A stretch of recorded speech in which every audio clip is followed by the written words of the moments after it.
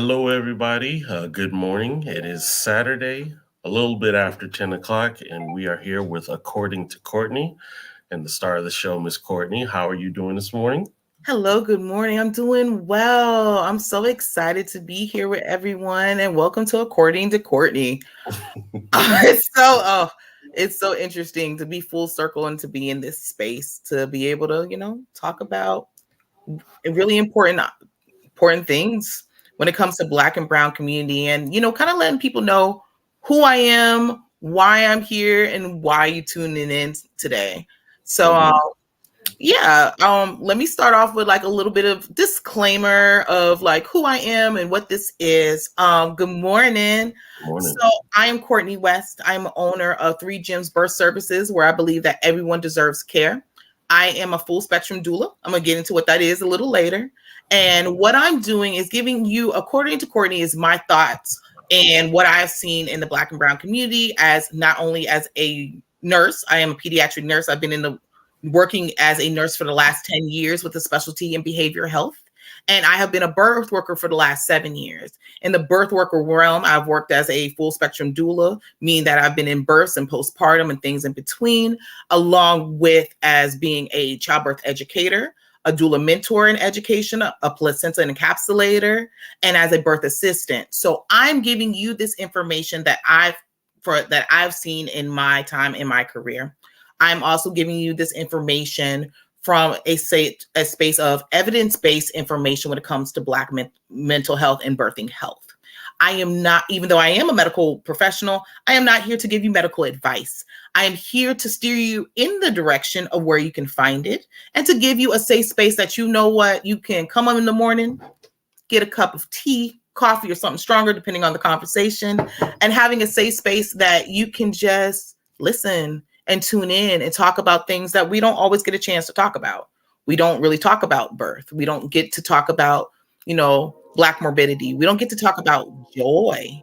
We don't get to talk about a safe space for ourselves, fathers, and other people. And I want to be able to have this time in the mornings to say, hey, let's talk about these things. And then also not only safe topics, but safe places and people in my community. I'm based out of St. Petersburg. That's over in the Tampa Bay area. And so everything I'm going to give you is based off of where I am and in my area. So then this will encourage you to look out in your area and find your safe spaces. Indeed, indeed. So, me being a male, Yes. a lot of men don't understand the importance, in your case, of a doula. So, could you explain to us gentlemen why you feel a doula is important? Okay, great. Great question. So let me start off what a doula is from jump. So a doula is a non-medical person that is holding space for a family and educating you about the birthing process. So as a doula, I am here to come and talk to your family about, hey, where are you? Where are you in your spaces of labor? To explain to you what the doctor has told you and to make sure that you're comfortable with the information that's given to you and to make sure that you're getting the most evidence-based information.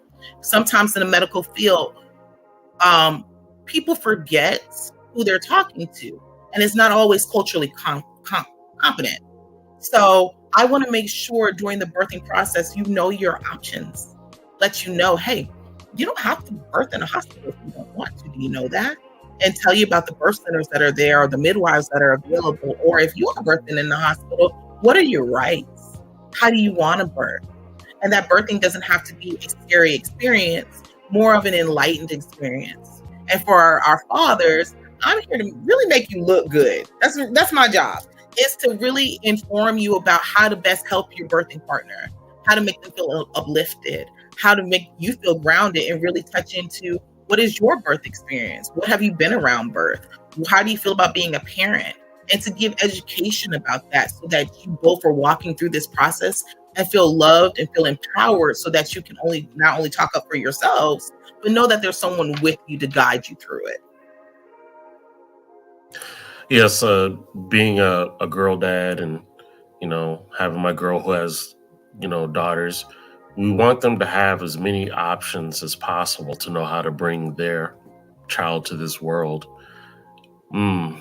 How many would you have say you have brought into this world? Have you been keeping count? So, okay, so let's talk about language. So, me personally, I have not brought any babies into this world because I am not a midwife.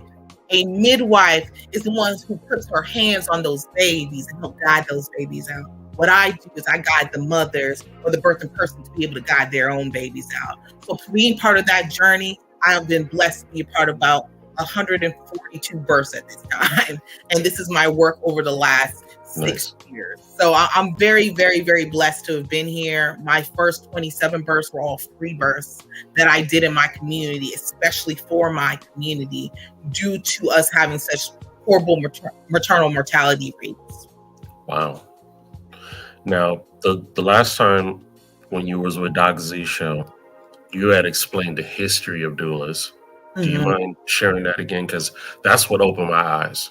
Absolutely. So the history of the word doula is Greek, which used to be an enslaved woman to the servant to a woman. So, we had to flip it, change it around because we don't use that language anymore. It is that we are the mothers of mothers. And what is very interesting is doulas have always been here.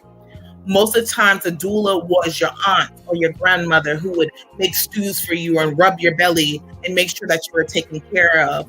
And then beforehand, if you're from the islands, it was the midwife's assistant, usually a family member who would come in and a child or a younger person who would tend to you and tend to your needs.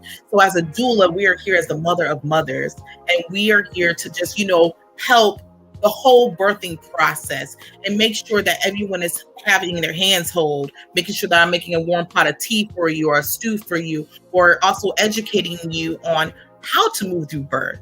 What are the things and the traditions of birth? Because beforehand, we've lost that. How we used to birth is we birthed at home. We birthed with our families. We birthed with the midwife. We birthed in cultural competent quarters. So now, due to just how society is, we don't have that option to be able to birth with our grandmothers and our aunts anymore. Not the same that we used to, and now have that education. So a doula is a resurgence of bringing that and holding space so that everyone can feel a part of the birthing process. And that's the history of this, is that we are here to hold the space and to hold the hands of this. So like in the 1960s, there was a resurgence of doula work. And you would see now, a lot of times you would see white women who are going into this work and doing this work and saying, hey, this is a new thing. And now you're seeing it that we've been here and that we're standing spaces, and why it's important to have Black doulas. Black and brown doulas, we come into spaces that we don't just assist mothers through the process. We're there to advocate for them. We're there to be able to hold space in medical systems to make sure that they're being seen as people. So a lot of times, due to, and not necessarily all the fault of the providers themselves, education is taught that Black and brown people feel pain differently, that we don't feel pain the same, and we're naturally loud. So therefore, a lot of times Black women are dying, 3 to 4 times of their white counterparts. And due to that, Black doulas are standing in there saying, hey, we're here to work together. I need to make sure you see my client, not Black woman 1, 2, 3, but this is my patient. We are here to work together to make sure that she has the best birthing experience as possible. And that's really important. So this is really a psychological aspect that you're pulling him through that time, that stressful time.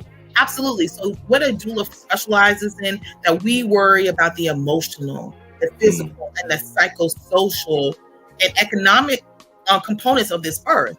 So I'm looking at a family, I'm looking at a Black mother who has 4 children already, and she may have high blood pressure or be showing that she has high blood pressure during her pregnancy. My job is to look at her and say, okay, well, what is she doing?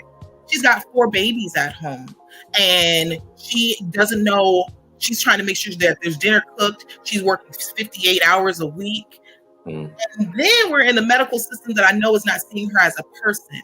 Of course, her blood pressure is high. So it's about being able to say, hey, let's look at everything that's going on with her, and saying, hey, Mom, I know you're really stressed. Let's take this time to breathe together before we go into the doctor's office. Or to explain, hey, she's really afraid right now. Can we have a moment to take a breath so that we can get an actual look at what's going on with her?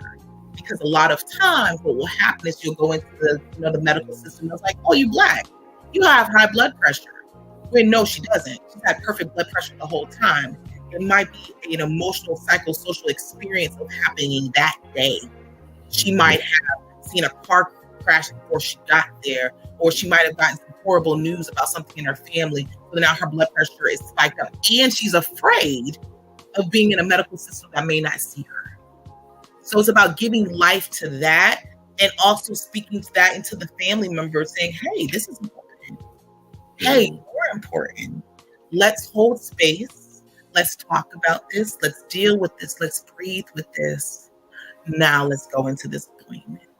Let's go into this birthing space. So it can help the person be centered and knowing that this is a safe space. There's no judgment.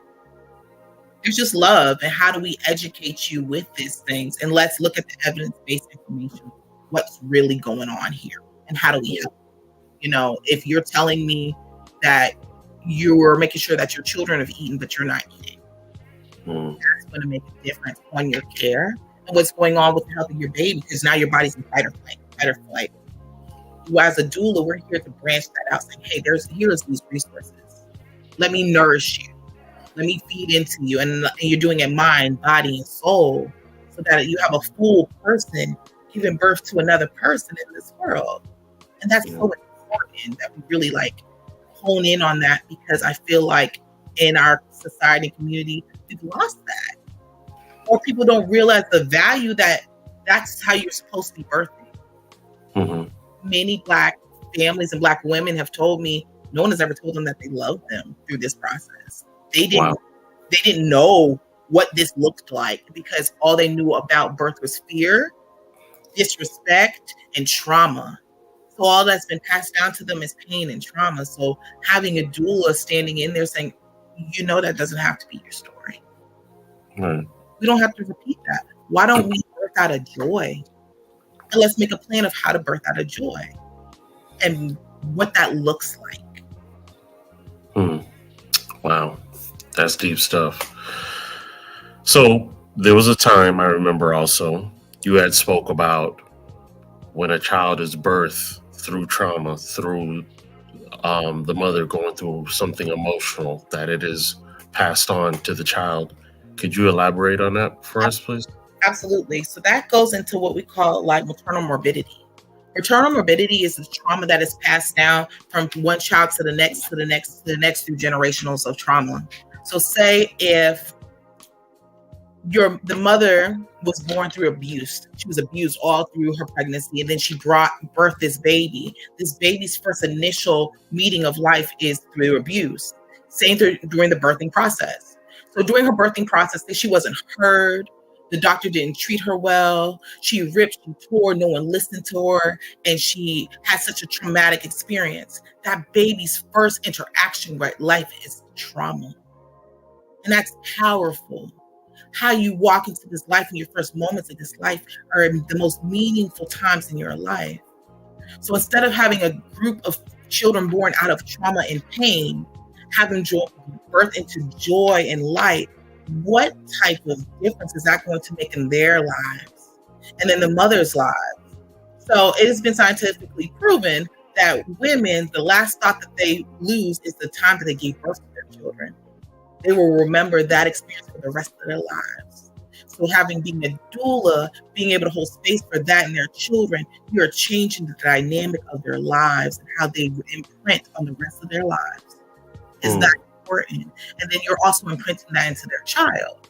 So they can say, hey, I was growing with a doula. My mom had a great experience. She had a great birth story. It wasn't a horror story that's been passed down about how you ripped me, you tore me. Birth was super long and it was such an awful thing, because now you automatically take on that pain and trauma. Like, ow, getting me here was a horrible experience. And instead now you can say, my family had a beautiful experience. And so then it changes the dynamic of how you birth. You're like, yeah, I am supposed to birth like this. I'm going to have a doula. I had a midwife. Why? Because that was how I came into the world. And it makes a difference. I'm a living proof of that. I was born with a midwife. And I was born with my grandmother on the right and my aunt on the left of my mother. And they helped bring me into this world. So what we went through was different than other people. The doctor was supposed to be there. It ended up being the midwife. So it was calm and it was respected. And I was being able to brought into the world the way that was best suited for me. And it really changed the dynamic of my life because I thought everybody birthed like that. It didn't occur to me that you didn't call the midwife. It didn't occur to me to birth without someone close to be knowledgeable to be in my spaces with me because that's what was given to me. Wow. So I'm going to put up a question by Sorez, and he is literally in sync with me because I was thinking the same thing. With all that you pour out, what do you do to recharge yourself? Ooh, I love that. That's a great question. You know, it's a lot. It is a lot doing this work because doing doula work is such hard work. So I work with a chiropractor. I have worked with a massage therapist who does talk therapy. And I have to get body work done all the time. I have to watch my diet. So I have to juice a lot. I have to be really in tune with my body and listen to my body. I have to make sure I get enough sleep, which is really hard to do. And this can take a lot of your body because it's so much heart give work. But I have to do a lot of check-in with myself and surround yourself with good people. And I am very thankful for my family. I couldn't do this work without my family. I'm thankful for my spouse who will hold space for me and just like, okay, I'm gonna cook for you. It's time for you to soak your feet. It's time for you to, sit at your altar, sit with your ancestors, check in with yourself and make sure, are you okay? Are you living authentically? Taking breaks. Going to the water. I gotta go to the beach. I'm done. I can't work today. And I'm like, hey man, mental health today. I can't. And then also surrounding myself around people. Yes, trips to the sauna. I do that, and just rejuvenate, doing yoga, and also sitting with people who love me. That's a big one for me. Sitting with people who love me and communicate, and having a safe space to have conversations to say, I'm tired. Yeah. I'm tapped out. And having other people help pour into my cup and me pouring into my cup. So, good question. So, Miss Sophia has a question. So, I hear the title midwife more than I hear doula. What's the difference? That is an amazing question, and I'm glad you brought that up. A midwife has been here from the test of time. Midwives, especially in America, birthed the nation, birthed the South, especially the South. Black midwives birthed the nation. A midwife works in the medical aspects of birth. So she is the one doing cervical checks on you. She is dealing with the medical aspects of what we're doing, where's the baby sitting down, how to push the baby out, who puts hands on the baby, who helps with the umbilical cord, who deals with all your medical stuff.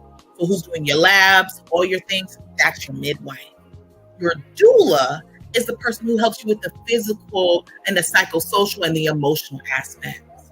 So even though both me and the midwife are going to hold your hand and love you up, the doula gets to spend more time on that. The doula is who you're going to tap into after you left your midwifery appointment and say, hey, I just need to talk. Or if you're feeling overwhelmed, your doula is there to hold space for you. Your doula is there to teach you pain management of how to move through the birth by giving you a hip squeeze, rubbing your shoulders, and teaching you different modalities to move your baby down and how to be able to deal with the discomforts of it. Your doula is the one who's coming to check on you. Your midwife comes to check on you, but on the medical aspect of it. I'm here for the social aspect of it. So I might be here to make you a warm pot of oxtail stew afterwards and to feed you and make sure that you've eaten. I'm going to help you get out the shower. I'm going to make sure that your partner and spouse is okay. I'm going to check on the babies to make sure they're okay. That's my job as a doula. So we work hand in hand with the midwife, but we are not doing we're not doing the physical medical pieces of it. And that's really important because in the day of social media, there's a lot of people who call themselves birth keepers or doulas who are like, oh yeah, I can deliver your baby. That is not in our scope of practice. And especially with, and you'll see them putting out videos and stuff on social media. Look, I just caught my 5th baby. That is illegal because you are working as a midwife or a medical professional without licensure. And you'll see people getting away with it, but here's the deal: for Black and brown people, you go to jail much faster. And so I'm here to be like, hey, we don't do that. And respect the titlements of other things we do, because when we are walking out of our spaces, that's when the waters get murky. That's where you'll find medical professionals not liking to have doulas in the spaces, because they feel like you're not going to respect their roles. And as a doula, and as a good doula, that's the difference. We are here to doula everybody in the room. I'm here to doula the doctor. I'm here to doula the midwife. I'm here to doula the nurse. I want everyone to feel good, feel comfortable, and know that we're here for the same purpose. We're here to thank you. I love it. I love it, Aisha. So I love that I have so many of my family members and my former clients on here to see that it's like, that's what it's about. It's about loving you through this and holding space. And that's my job as the doula. But as your midwife, she's there to hold space for you, but in a medical aspect. And the thing that we both do is it's a different type of intimate care that they offer. A lot of times you're in a hospital space, the doctor, they may love you. They're like, hey, how you doing? Okay, I'm in, I'm out. That's it. Right. And you be like, wait. And you pay full price for that. Right. I can pay $250 for like 10 minutes. You didn't even look at me. You just looked at my chart. Your midwife usually tends to know you. How are you doing? How's the baby doing? How's Cletus doing at home? How are you eating? How are you sleeping? What's going on with you? Have you talked to your doula? Yes, that is the JJ's way. So the JJ way, I love that. As I stated, I am a doula educator and mentor, and I work for Common Sense Childbirth Institute. Jenny Joseph is the only Black woman in the United States who has started her own midwifery school and educational program for doulas and midwives. And so the JJ's way is about really encompassing everybody and loving everybody, and how you attack coming into these birthing spaces and how you educate. And about like, hey, this is how we do this. This is how we come in, that you're having everyone working their scope. The doula loving you up. Hey, you're 28 weeks. Do you know what to be looking for at 28 weeks? Do you know the things? How are you feeling? How are you moving? And then the midwife will come in and say, okay, so I heard from the doula, you're going through this and this and this. Here are the medical recommendations for you. And we're talking about nutrition. We're talking about have you gone swimming? Have you, worked your muscles out? Have you talked to your therapist on top of the medical aspect of it? So that's how that works. It all sequentially is going together. Well, I tell you, you got people asking questions now. We have Solres. Have you ever gotten any pushback from medical professionals who feel as if doulas have no place in the delivery room? Absolutely. Many a times. I have gotten, when I first started out, I would have a doctor who will say, you can go sit in the corner. Do not touch my client, sit in the corner. I don't want to hear from you. And how do you show up in those spaces? And I looked at them and it's like, okay, so let me ask you this. I understand that you want a silent birth and that you're in charge right now. I completely understand that, but it's okay. Can I hold her hand and still hold space with her? And he kind of looked at me and was like, oh. He said, well, I know all you doulas want to run this show. I said, this isn't my show to run. This is her show to run. I'm just here to help any way that I can. And a lot of times you have to remember that the thought process of what they think about a doula is like, this is somebody with some patchouli, some hairy armpits going to come in here going rah, rah, rah, and tell me what I'm doing wrong. Versus saying, hey, I'm here for the same reason you are, to have a healthy, happy birth and experience for her so she's not traumatized. How do we work together? And I say that, hey, I'm not here to ruffle any feathers. I'm here to assist. How do I assist you best? To be quiet in this stance here? That's fine. Can I just be here with my client, hold her hand? Do you want me to lift this leg a certain kind of way? How do I assist you? Now you've changed the game up. Right. Oh, you're helpful. As soon as a doctor comes in, they introduce themselves. I make sure to tell them who I am. Hello, my name is so-and-so. I'm Courtney West. I'm the owner of 3 Gems Birth Services. It's so nice to be here with you. I understand we're about to have this birth. She's very excited. This is what's going on with her. How may I help you? Right. Whoa. the pushback changes automatically because now that they see that there's respect for all of the room. And how do you not get so much pushback from the doctors? You started with the nurses. You come in, the nurses are hitting there. Nurses are beautiful. They territorial. I love it. As a nurse, I tell you, these are people because it's your licensure on the line. And they're not trying to play no games with you. You better not be touching my blood pressure stuff. You better not be dealing with nothing. And you explain to them, hey, I'm here to help you. Hello, I'm Courtney for 3 Gems. I'm her doula. How may I assist you? I'm here for a birthing process. She wants to birth this way. Can we work together? She needs to get a blood pressure every 15 minutes. That's beautiful. Is it okay if I take her off for 5 minutes? We can do some modalities and I'll put her back on and I have a timer right here. Are you comfortable with that? Then the nurse is like, okay, you're here to help me? Yes, I'm here to make your job easier. What? They'll run to the nurse's office. Well, we got a live one in here. She ain't here. She flipping people in beds. She changing stuff. She washing her up. She making my life easy. She's going to tell her doctor that. Mm-hmm. So therefore, then we know you've set the tone and the mood in the room. So usually the lights are low. There's good music going. There's usually some flameless candles going. You got aromatherapy going, so the room feels good. It smells good. Mom's breathing through it. She may not want any pain medication. She's in the mode, and she's calm. And her numbers look good. And everyone in the room is good. Then you've set the tone, and then the doctors want to play. Mm. Why? Because now we're not dealing with fight or flight. They get to just enjoy the process. They get to just do the birth. Everyone just gets to do the birth. So that's how you deal with the pushback. Is that you push back with education and love. Yes. The power of love in itself. Absolutely. So listen, Brianna does have a question, but we'll be back, Brianna, to answer that question. I'm going to go ahead and do the blast artist for today. And for those that don't know, the network is Blast Music 247. What we do is we help independent musical artists as well as comedians and spoken word poets to get exposure. And one of those exposures is through the podcast. We like to showcase their music. So for today, we have an artist. His name is Elijah Rosario, and the name of the song is called Best of Me. Let's check it out.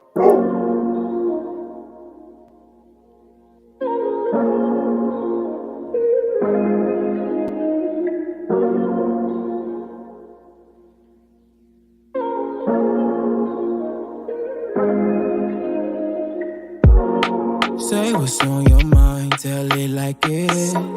Is there something in your heart wanting part in it? If that's the case, then girl, just say so. Games, I ain't tryna play those. Know you protective of your heart. Know you healing from them scars. Well, how about tonight we just put all our worries aside? Take advantage of this moment. Hold me tight, I'm talking closely. I've been seeing clearly lately. Ain't no guarantee, just maybe. One thing that I'm certain of, I can't live without your touch, no. Kiss me like the first time that we met. Love me like we'll never love again. I'll save you every time before myself. Don't want nobody else. Give you the best of me. I know you ain't need a pill, not just talking sexually. You like the dance in the mirror, you do it so graciously. I feel like nothing else matters when you laying next to me. When you laying next to me, give you the best of me. I know you ain't need a pill, not just talking sexually. You like the dance in the mirror, you do it so graciously. I feel like nothing else matters when you laying next to me. I'll give you the best of me. Don't wanna waste no time. You know a good girl's really hard to find. You've been heavy on my mind. Boy, talk is cheap, I don't wait in line.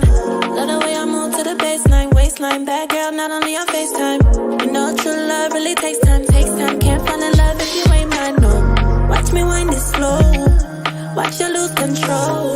Just wanna let you know this is how the thing goes. Make him spend 6 figures on the bling. African bad girl deserve the finer things. Private jets, baguettes, and diamond rings. Summertime drop top money ain't a thing like what it seemed like. Kiss me like the first time that we met. Love me like we'll never love again. I'll save you every time before myself. Don't want nobody else. Give you the best of me. I know you ain't need a feeling, not just talking sexually. You like to dance in the mirror, you do it so graciously. I feel like nothing else matters when you laying next to me. When you laying next to me, give you the best of me. I know you ain't need a feeling, not just talking sexually. You like to dance in the mirror, you do it so graciously. I feel like nothing else matters when you laying next to me. I'll give you the best of me.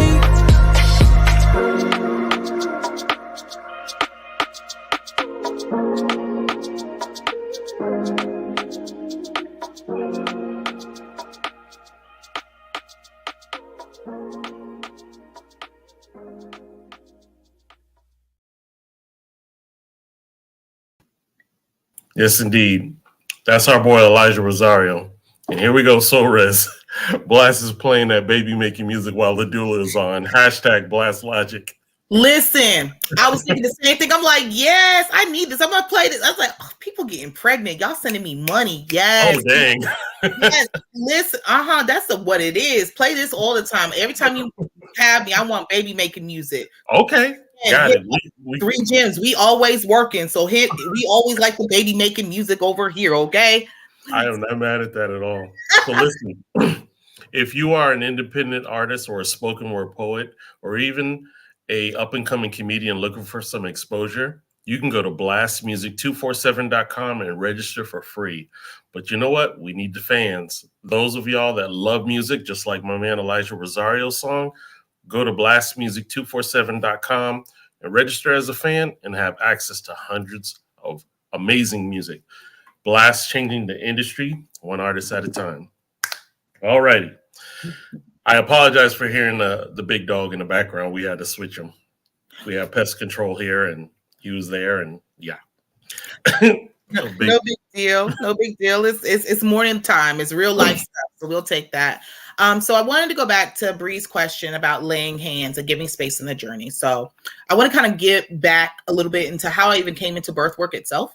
Yes, as I explained, yes, I was born into this world, but my grandmother wanted to be a doula, wanted to be a midwife. And she was out in Gainesville, and the school of midwifery wouldn't have her because she was Black. So she was a nurse and had given to so many people. And I put hands on people forever during her nursing journey. And so for me, it was a cultural thing about what laying hands really meant on somebody. It's like to love someone that much for them that you would pray for them, to hold space for them. And so as a doula, it's really important while you're taking care of someone and what laying hands really means. When you put hands on somebody during their birthing experience, you're dealing with fear, trauma, everything comes up in birth. So by laying hands on a person, you're centering them, saying that they're loved, they're seen, they're respected. It automatically calms themselves down and allows them to hear what you're really saying, even in their most frightening moments. As a doula, I am known for laying hands on people by just sitting sometimes, even when you're overwhelmed and stressed. And I've learned this process from actually my grandmother about putting hands in the middle of someone's chest and just pushing down and telling you to breathe, be in the moment. And in my personal life, when I first started out, I did my first 27 births for free. And what my grandmother did when she was living, she wanted to put hands on all these babies. So she went to, when I had a space that it was brick and mortar, she'd come in and she wanted to see the babies, or they would drive by her house and she wanted to see these babies and prayer over these babies, or hold these babies and put hands on them. And if she couldn't physically put hands on them, she would put hands on me. So then put hands on them and to put those hands on those mothers and just tell them how loved they are and the journeys that they're going to guide through life through, just whatever your religious belief is, creator, God, whoever, your Allah, there's a journey for you. And it's about reminding people what their journey is and why their journey is so important. So laying hands on someone is just like, I love you. You did such an amazing job. Thank you for giving your time and your presence of giving birth. What you give, you just brought someone through the world. You will forever change the world because you left a part of yourself in it. That's what laying hands really is. And in the Black and brown community, the most loving thing you can do is have someone lay hands on you, to pray for you, to love you. Because what you're really doing is transferring all your love that has been passed down through you from generation and through generation into that person. So just like we push down, maternal morbidity of trauma, laying hands is turning that maternal beauty through the next generation. And so that's when you're doing birth work, why laying hands is so important, understanding what that really means. Yes. As Carla says, yes, the laying of hands after bringing in life. Indeed. Yeah. This is one of the reasons why, Courtney, I had saw you more than just a doula. Because there's a lot of things people need to know why we do what we do, but even more so, how we can have an escape from it. Because I agree with you. More men need to get over the homophobic and learn to lay of hands on other men to encourage the youth. You can do this. You are special. You're not a mistake. You know what I'm saying? Yeah. And there needs to be more of that. Absolutely. And having safe spaces to do that. So we have to keep in mind the traumas that have been passed down. Black men have been put into spaces that you can't show vulnerability, can't show love, because that makes you weak or it makes you not worthwhile. And that we're relearning those thought processes, that men therefore can lay hands on each other, but also their spouses. Like, I encourage that. Like, I always explain to the fathers, I might be the best doula in the world, but I didn't make this baby. You did. You laid hands. You loved her through that moment, even in that moment, to bring this baby in here. So it is time for you to lay hands on them. And then now you can lay hands on your son and your daughter, because now you're instincting all the love you have.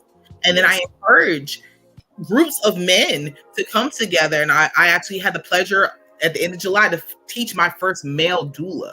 Nice. And it was so powerful to have that. And he had his stuff. He was like, yo, I'm a little uncomfortable. How am I going to teach another man how to do this? I said, because you're going to do it out of love.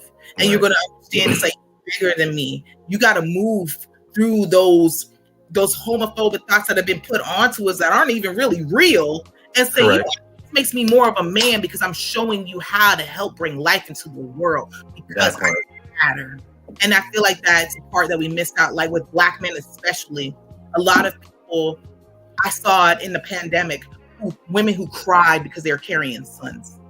Because they were afraid that their sons were never going to get a chance at life, and what comes with being a Black man, being born into the world of so many things are stacked up against you.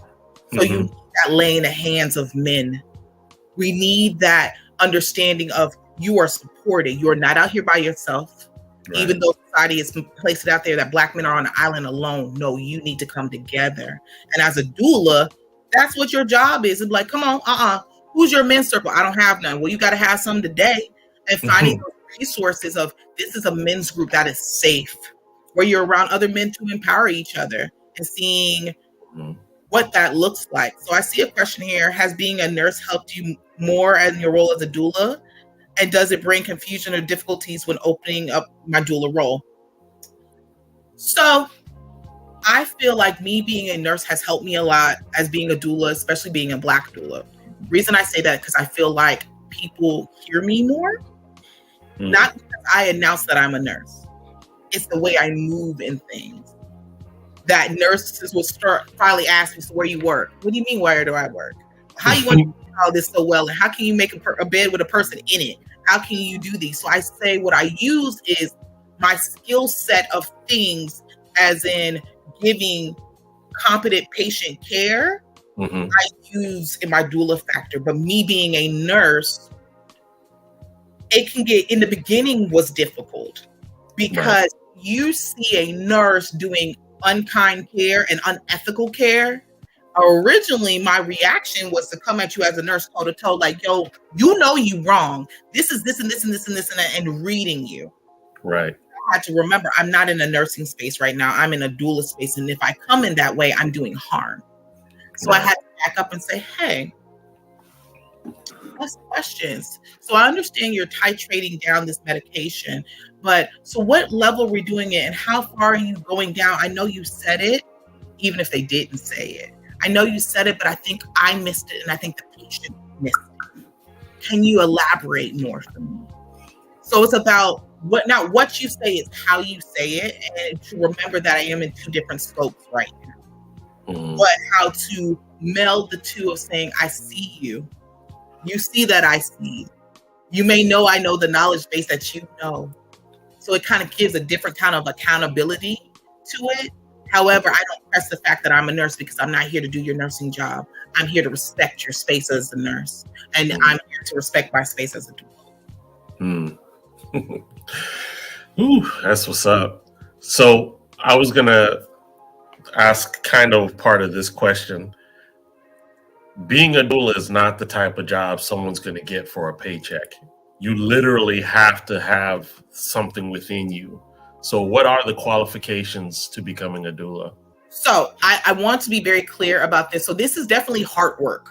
Being a doula is hard work. You are doing this from your heart and doing this. You can make good money as a doula, but it's really hard work because of the amount of hours and time. You can decide that you want to work with someone and it's in your heart to be a doula and just do the work.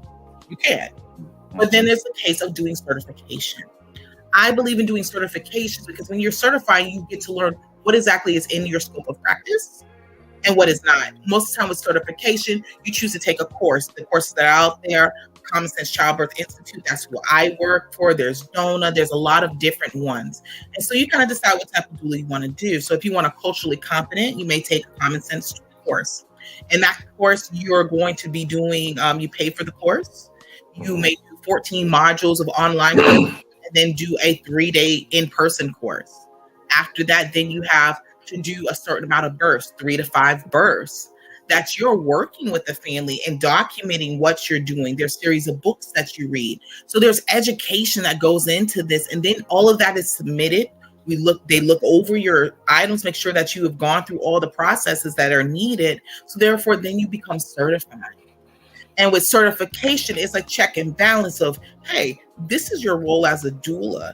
These are the things that we can do and that we're helping. So it not only is it working about doula, but it also teaches you lactation. And it teaches you that you might need to tap into childbirth education as well. So by doing it this way, you're getting a full understanding about what is birthing and the education of birth so you can fully give it to somewhere else. Brianna said working in the healthcare is not for the weak, baby. Oh no, like listen, you got to be built a certain kind of way to be doing this work, okay? Like, because it's not for the weak. You have to be able to have a real big backbone, but you have to be compassionate at the same time, but be hard-nosed. There are some times that you have to be like, hey, listen, I done tried to love you through it. I'm talking to you through it. So now you're going to have to touch some of this tough love to make sure that you're keeping your clients safe. And when you're working with Black and brown people especially, there's a portion of it that we have to do it a little differently. We have to show up differently and say, hey, you can't harm this way. You can't treat this person this way. You're working out of your implicit biases right now. And now it's becoming dangerous. And we've tried talking to you, but let's go ahead and call in I need you to bring in the DON because now it is not safe for everybody. Okay, you're not catching it. You know what? Medicine is hire and fire. We firing you. Who else we got? Sometimes you have to stand in and be nose to nose in that. And you have to be good and be very solid in yourself and your knowledge base. And so that's what great parts about coming with certification, because you have evidence from the evidence-based information to be like, this is what's right and this is what's wrong. Not based off of my opinion, but based off of facts. There it is. Everybody, if you are enjoying Courtney's podcast, please take the time to subscribe to the Blast Music 247 channel so that you won't miss any more podcasts of hers. Please like, and we thank you for all the comments that you've given. So Sophia says, do you have classes for young women to learn about or get educated on birthing process? I have 3 daughters and I definitely want them to have this type of education.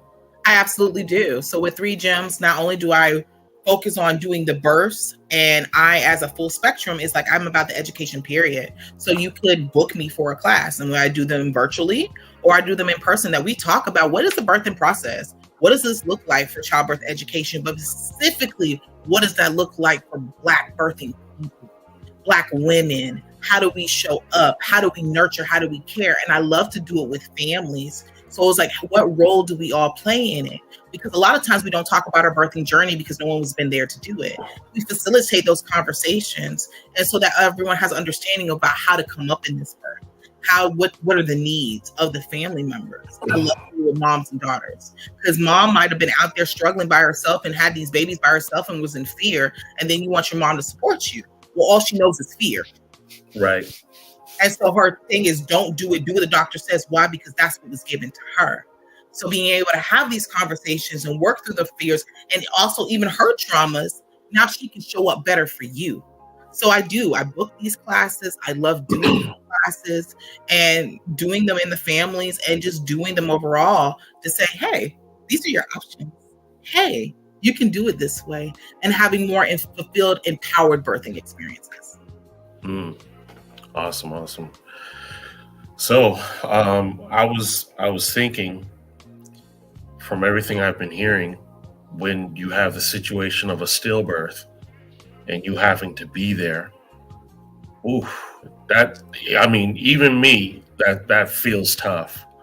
How much more challenging is that for a doula to have to be with someone with the grieving of a loss?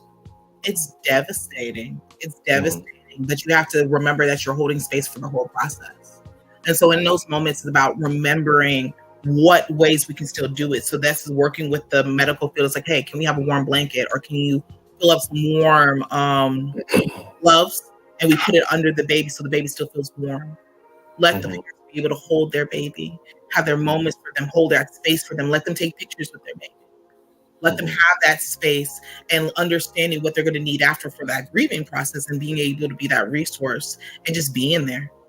That's the most important thing that you can do. And that's what like being a full spectrum doula is, or being a doula period, is like you have to be able to hold space in the most difficult moments, to hold your own composure, not bring yourself into it, but to be there in those spaces. It's like, how do we problem solve right now? How do we let them have the most fulfilling moments that they can have right now, so that they can have a full spectrum of time with their babies? Let them hold them into this baby's warm and keep this baby warm as long as they possible. Make sure that they're dressed and that this baby has been held with nothing but loving. And to give that family that, and that it doesn't end. The mother's body still thinks she's pregnant. How's she going to be able to express this milk and deal with her postpartum, and making sure that she has the right resources that are available. A lot of hospitals offer grief counseling afterwards, but it may not be under a cultural competence spectrum. You have a therapist who can speak to that, and there's like Dr. Z, who when I did this beforehand, this is who I went through. It's like, hey, we have this problem. We need to make sure someone else is there, and it's culturally competent and it's relevant. You may cook for her differently and make sure she's there, and you give that extra piece of love and holding those spaces. They may ask you, can you be there with them to hold their hand while they're doing funeral arrangements? There's a lot more to it. Wow. So it's important to understand it's not about just the joys of the birth, but also the woes of what happens when it doesn't happen the way you do, and how do you love them through that and hold space for that. Yes. So, Sophia, I also asked, do you also partner with professionals, which you just spoke on, in the behavioral field? I know that it can be difficult, mentally challenged process. Absolutely. I encourage it. I have certain therapists that I work with all the time. I have chiropractors that I work with, acupuncturists that I work with, because I believe in giving wraparound care, and people don't know that that's what you're supposed to have, and that's what you deserve to have. So yes, I am definitely a big advocate of working with different medical professionals. On this podcast, we'll actually be having people. I'll be calling in herbalists that I love, chiropractors I love, acupuncturists I love, mental health therapists that I really enjoy, lactation therapists I love, midwives that I love, because you need to know that they're there. And also places for Black men to go to, safe spaces. Yes. I will be having people like that, because you need to know where to touch into these people. And it's just not me. It's not, you don't just need the doula. We need to go back to community. The community is raising this baby. The community is going on this parent, on this birthing person. So why not get the community out there to assist with all of this? So I'm a big component into that. So yes, absolutely working with other people. Carlos says, I definitely feel doulas are needed in the event of death at birth. Absolutely. There's actually a type of doula. There's so many different types of doulas, and the death doulas are so important. And they work especially in that space as a full spectrum doula, and as a doula period, you're working in death. I work as a full spectrum means that I do from death to abortion to birth to postpartum. And so for myself, when you're going through a death, it's not just the grievance of the death of this baby, it's the death of a dream. It's a death of reality. It's a death of everything that you've put forth and that you have put in and poured into this moment of doing the work to getting that baby here and to hold space for that. It is so imperative because a lot of times the mother may feel like a failure. I failed. You didn't fail. The baby didn't fail. The situation came to be what it is, and how do we move through it? And because a lot of times the medical system forgets to look at the patient. They want to know what happened, is that the other, and not paying attention to the grievance of what is happening in that space. And the doula is there to hold that space for that person, hold their hand, cry with them, hug them, shower them, making sure that they're there to go through all the things. And that's really important. That there's always there. There is doulas that sometimes tap in just because there's a death happening, and they'll come and just be in those spaces. Okay. Shout out to Solrez. This is the producer that made the theme music as well. He says, what type of music therapy, if any, do you use to establish the proper environment, styles, types, etc.? Oh, I love this question. So when it comes to a person, when I'm working with a client, I actually have them pick out their music. I say, I want you to make a music playlist of the streaming of your relationship with your partner. So you've been together for 10 years. I want to know from your first date, from your first told her she loved you, from your first kiss, from your wedding, to your anniversary, to the joy of when you found out you had your baby, to now.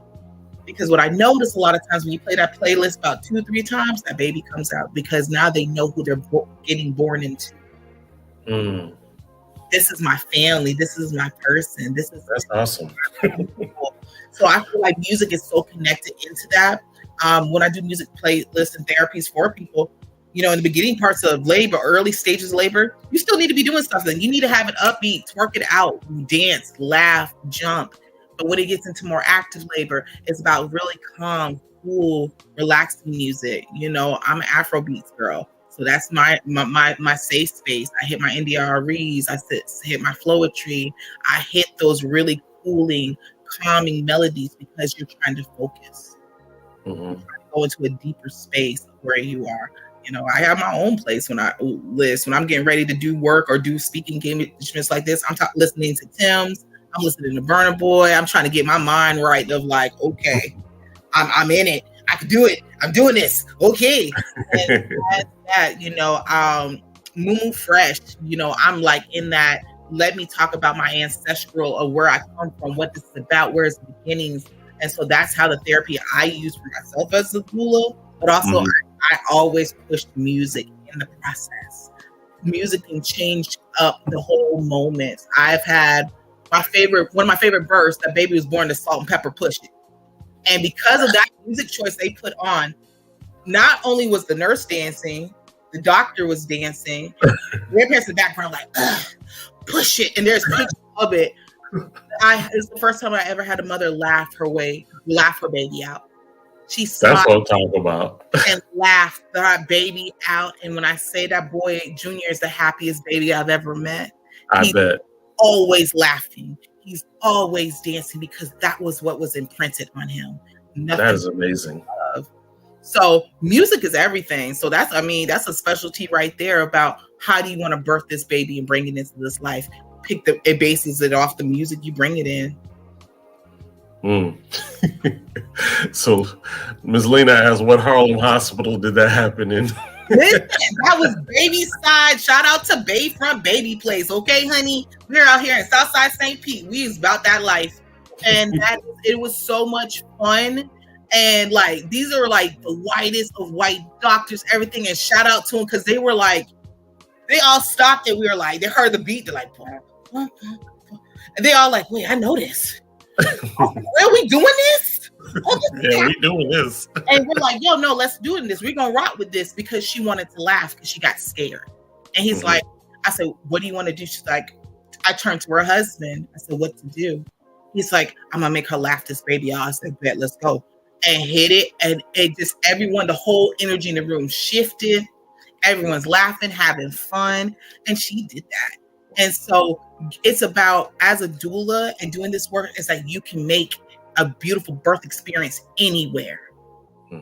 You bring you into the room. It's not about walking to that hospital. I'm bringing myself, my personality, and how I want to birth into that room.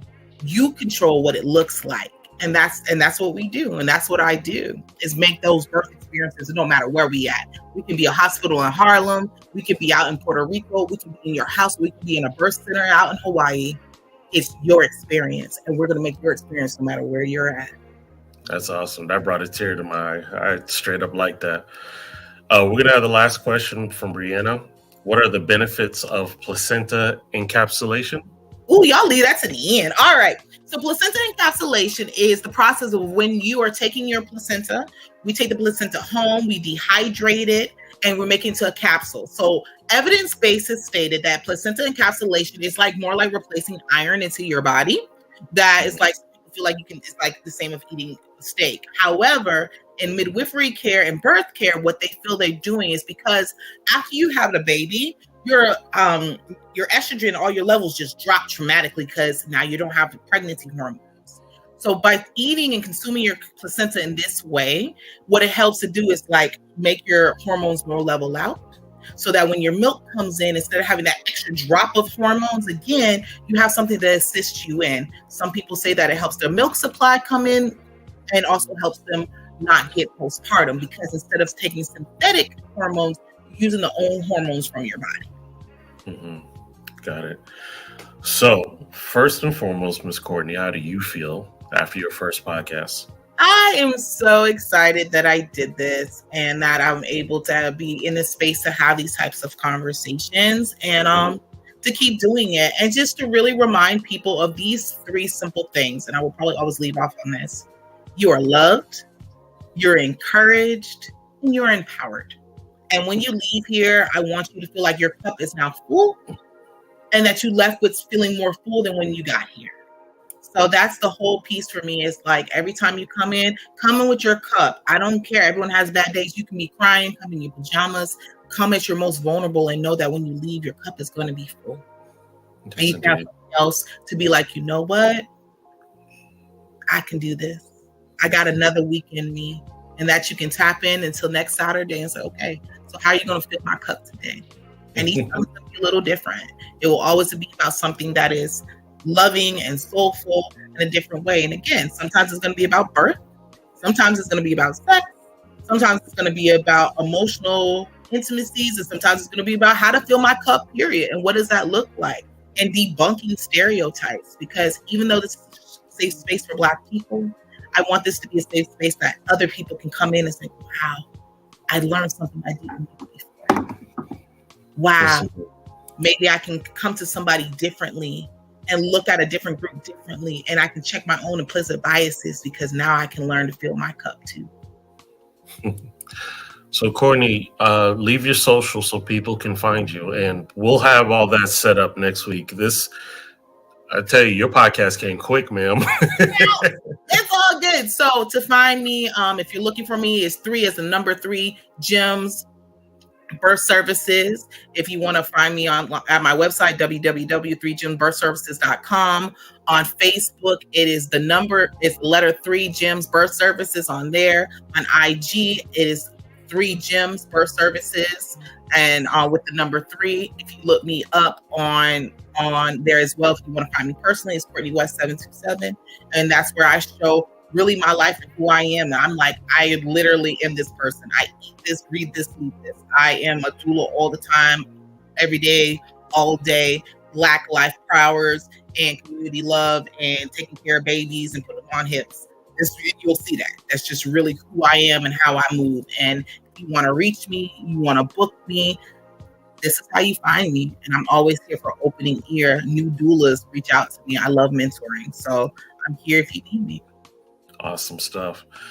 Well, everybody, thank you for tuning in, and the comments were amazing. Thank you, everybody. Please, again, subscribe to the channel. Also, leave us some likes. That's going to help with the YouTube algorithm, because we want to be around this joint for a long time to give all this amazing content. Program next Saturday, 10 a.m. Miss Courtney will be here. She may have a guest, she may not, but either which way, the show will go on. So we thank you. Have a wonderful weekend. Be safe, and always remember to be kind. All right. You guys take care. Be blessed. See ya.